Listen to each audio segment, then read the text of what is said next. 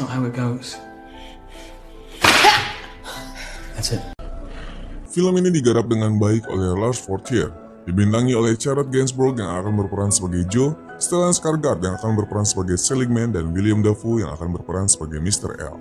Sebelumnya kita telah melihat asal mula Joe menjadi seorang nymphomania. Sepanjang film kita akan diberikan penjelasan mengenai bagaimana pengidap kelainan seks ini memuaskan hasrat bercintanya. Di part yang kedua ini kita akan diajak memasuki sisi tergelap seorang nymphomania, di mana mereka harus berhadapan dengan kerasnya kehidupan, dilecehkan, ditinggalkan, dan bahkan dianggap sebagai orang yang membawa pengaruh buruk bagi kehidupan orang-orang di sekitarnya.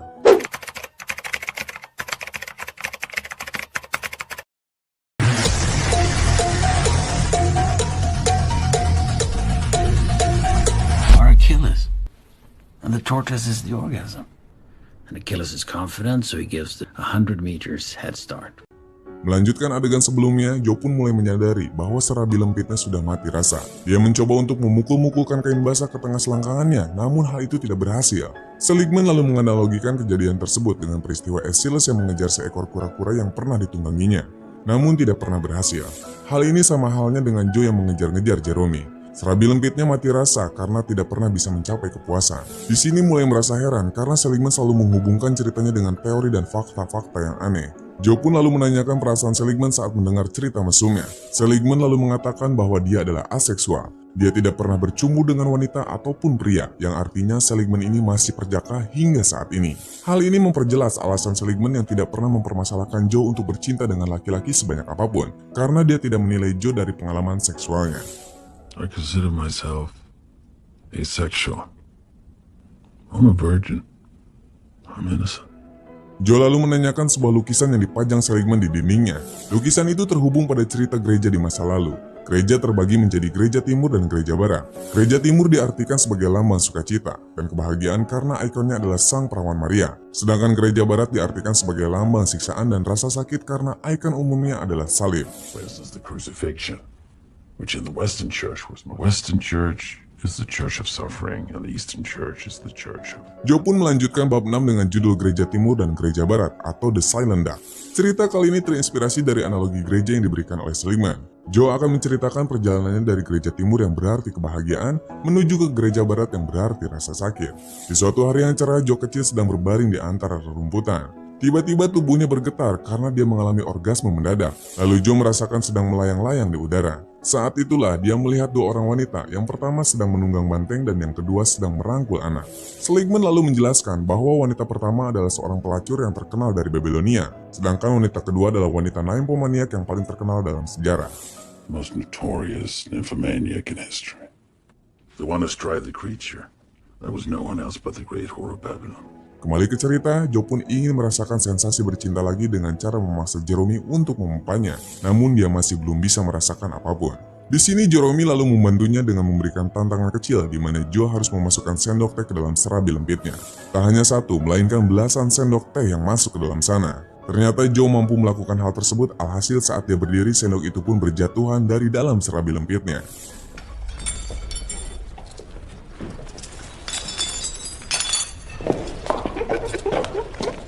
Setelah beberapa lama mereka hidup bersama, akhirnya Joe pun hamil karena dia lupa meminum pil KB-nya. Joe memilih untuk melahirkan dengan cara sesar karena dia ingin serabi lempitnya tetap aman. Setelah operasi berhasil, mereka pun mendapatkan seorang anak laki-laki yang diberi nama Marcel. Hasrat bercinta Joe semakin tinggi, namun Jerome di sini tidak dapat mengimbanginya. Dengan berat hati, Jerome mengizinkan Joe untuk bercinta dengan pria lain agar hasratnya bisa terpuaskan. Seiring berjalan waktu, ternyata Jerome mulai cemburu dengan apa yang dilakukan oleh Joe. Hal itu membuat hubungan rumah tangga mereka menjadi tidak harmonis lagi. Sampai akhirnya Jerome memutuskan untuk mengambil pekerjaan hingga dia jarang bertemu dengan Joe dan anaknya. Feared that they were love letters from someone I'd completely forgotten about, and hid them so as not to hurt Jerome if he should see them. Bagian cerita selanjutnya diberi judul Pria Berbahaya. Di tengah kesepiannya, Joe menemukan sebuah ide gila, di mana dia akan bercinta dengan orang berbahasa asing yang tidak bisa dipahaminya. Joe bahkan menyewa seorang penerjemah untuk meminta seorang pria Afrika untuk bercinta dengannya. Mereka memutuskan untuk melakukan pertemuan di hotel. Namun pria Afrika tersebut ternyata tidak sendiri. Rupanya dia datang bersama saudaranya. Namun kedua orang Afrika ini malah sering bertengkar daripada bercinta bersama. Alhasil Joe pun muak dan memilih pergi meninggalkan mereka. And that one or the other party had laid claim to one or the other of my halls in conflict with his Negro brother's interests. Joe lalu mengatakan bahwa dia menginginkan sesuatu yang baru, sesuatu di luar pemikiran Joe yang bisa memuaskan hasratnya. Di tengah keputusannya mencari kenikmatan dalam bercocok tanam, Joe pun menemui seorang pria bernama Kay. Kay mempunyai kelainan seksual, dia selalu bercocok tanam dengan gaya BDSM. Karena peminatnya cukup banyak, Kay pun sampai menjadikan hal ini sebagai bisnisnya. Dia membuka semacam rumah praktek untuk kegiatannya tersebut. Awalnya Kay pun menolak untuk memberikan layanannya kepada Joe. Namun karena dia memaksa, Kay pun akhirnya membiarkan Joe untuk mengikuti praktik yang dijalankannya. It's just a slap. You are beginning to irritate me. Aturan yang ditetapkan Kay sangatlah tegas dan disiplin. Para pelanggannya tidak diizinkan untuk mengatakan apapun kepada orang lain. Segala bentuk penyiksaan yang dilakukan oleh Kay harus disetujui oleh kedua belah pihak sebelum mereka masuk ke ruang penyiksaan. Kay menentukan waktu pertemuannya secara random. Oleh karena itu, Joe pun menyewa seorang babysitter untuk menjadi pengasuh anaknya. Dari perlakuan BDSM yang dilakukan oleh Kay, Joe pun mendapatkan kenikmatan yang aneh. Sebuah hasrat seksual yang dibalut dengan rasa sakit. Kombinasi baru yang membuat Joe semakin ingin mendapatkan hal yang lebih.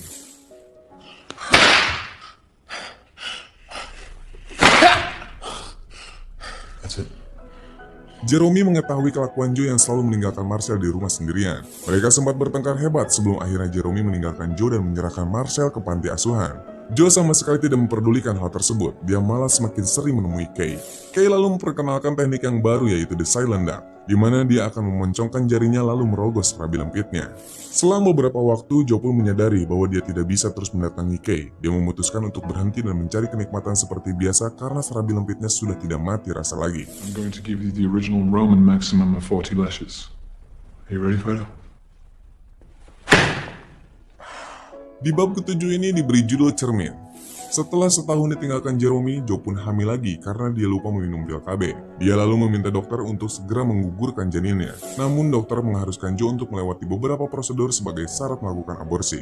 Karena Joe gagal melewati prosedur tersebut, dia pun memilih untuk mengaborsi janinnya sendirian. Dia menyiapkan beberapa kawat dan besi pengait. Lalu dia meminum belasan pil KB dan mendorongnya dengan alkohol. Setelah itu barulah dia melakukan proses aborsinya.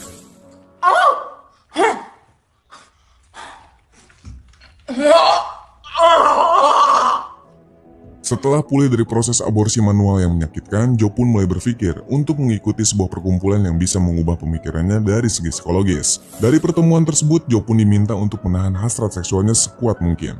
Joe lalu membereskan semua hal yang dianggap membuatnya terangsang. Dia menekan nafsunya untuk melakukan hal-hal yang bermanfaat. Namun semua upaya itu tidak pernah membuahkan hasil. I am a nymphomaniac, and I love myself for being one. Terinspirasi dari noda yang melekat di dinding rumah Seligman, Joe pun beralih pada bab selanjutnya yang berjudul Senjata.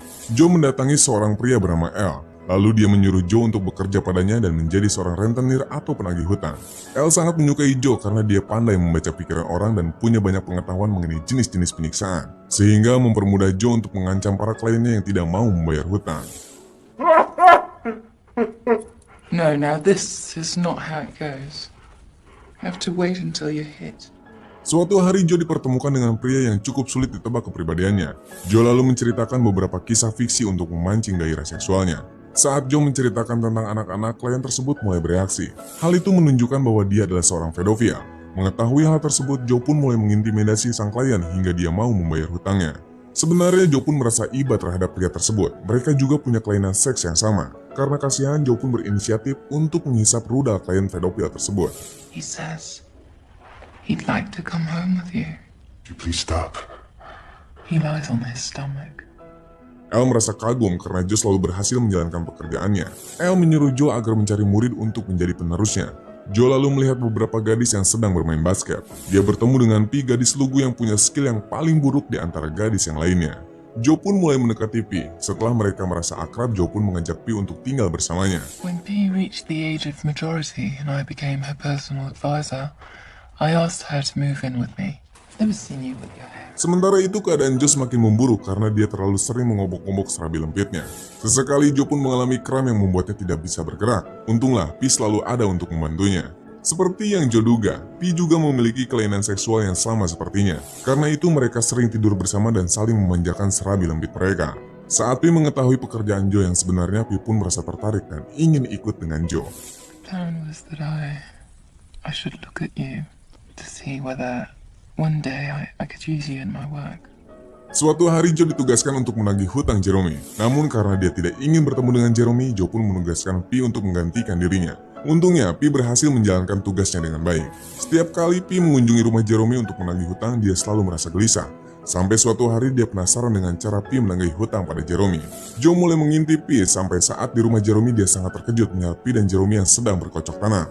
Joe menganggap Jeremy telah mengambil Pi, orang yang paling berharga dalam hidupnya. Just outside of town, that I visited with my school class when I was 12, to say a symbolic goodbye. Joe berencana untuk membunuh Jeremy dengan pistol. Dia kembali mendatangi Jeremy dan Pi yang sedang bermesraan. Namun saat dia menarik pelatuknya, dia lupa mengokang pistolnya. Jeremy pun sangat marah, lalu dia memukul Joe hingga akhirnya dia tersungkur. Jeremy pun memompa Pi sebanyak 3 kali, lalu mengganti posisi dan memompanya kembali sebanyak 5 kali. Hal serupa yang pernah dilakukan oleh Jeremy saat dia mengambil keperawanan Joe. Tak hanya itu, Pi juga menghampiri Joe dan mengencinginya. Setelah itu mereka pergi meninggalkan Joe.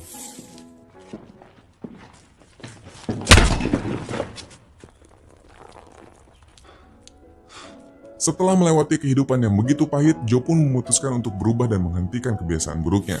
Dia akan mencoba berhenti menjadi seorang nymphomaniac dan hidup seperti wanita normal pada umumnya. Joe berterima kasih pada Seligman karena telah mendengarkan semua ceritanya. Dia merasa lelah dan akan beristirahat. Sebagai teman yang baik, Seligman juga menyelimuti Joe dan pergi keluar dari kamar. Tak berselang lama, Seligman kembali ke kamar Joe dan mulai mendekatinya. Dia membuka selimut Joe dan bersiap untuk memasukkan rudalnya. Joe pun terbangun dan mengambil pistol untuk menembak Seligman dan film ini pun berakhir. You fucked thousands of men.